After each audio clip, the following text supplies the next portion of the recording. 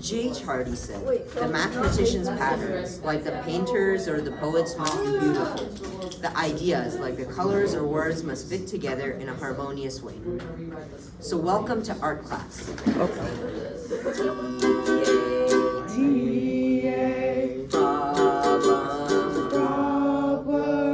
TA problem of the week. Yay! All right, welcome back, guys. So I know this is a bit harder problem. Maybe I'll rename it TA Torture of the Week. But so one of my favorites, interesting problem. So Augustin Louis Cauchy, you guys should search up who he was, wants to find the integral of e to the x times sine x dx. Now, you guys will learn how to do this with Calc BC methods later, called integration by parts.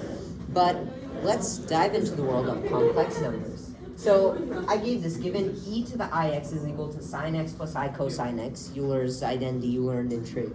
And cosine x is equal to e to the ix plus e to the minus ix over 2. Then we can solve this with u sub, and I will show you how.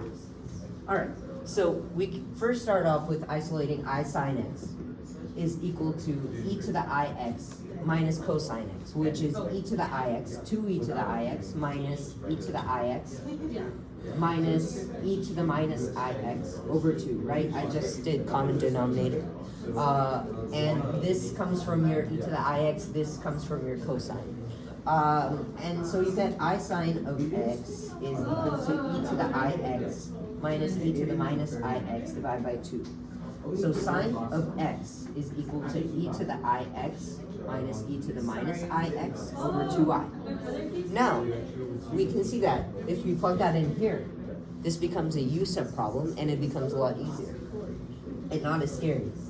Don't be scared of complex numbers, they just work like normal numbers. So you don't need any special properties or anything for that. So then we get that this integral is equal to e to the x times e to the ix minus e to the x times e to the minus ix, and 1 over 2i will pull out here, dx. Alright, now if we integrate this with u sub, right, this is e to the x times 1 plus I. So anything e to the alpha u, integral of e to the alpha u du, is equal to e to the alpha u over alpha plus c. Right? So we'll use that same property here. So now we can say that this is equal to 1 over 2i times e to the x times e to the ix divided by 1 plus I minus e to the x times e to the minus ix divided by 1 minus I plus c. Okay, so now we can say that this, we'll find the common denominator. So 1 plus I times 1 minus I is just 1 plus 1, because it's 1 minus I squared, and I squared is equal to minus 1. So 1 minus minus 1 is 1 plus 1, right? So we can say 1 over 4i, I'm pulling out the 2, is equal to e to the x times e to the ix.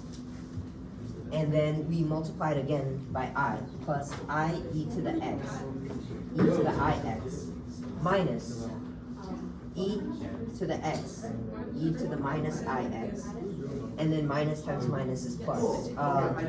Sorry, it should be minus, because we're multiplying this by 1 minus I, since this has denominator 1 plus I.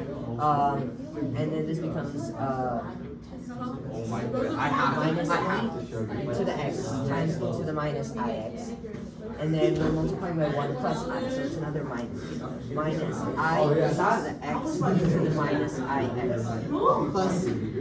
I know it's getting a bit long, but here's where the beauty of the solution comes in. Now what we can do is group like terms together, okay? So I will pull e to the x out of here, or out of here. So I want a pair. We know that cosine x has e to the ix plus e to the minus ix on the top. And sine x is e to the ix plus minus e to the ix on the top. Right? So we need to figure out what we group together to get these terms.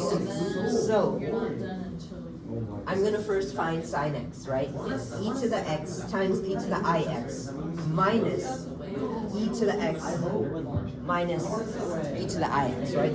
So then we group it together and we say it's 1 over 4i times e to the x of e to the ix minus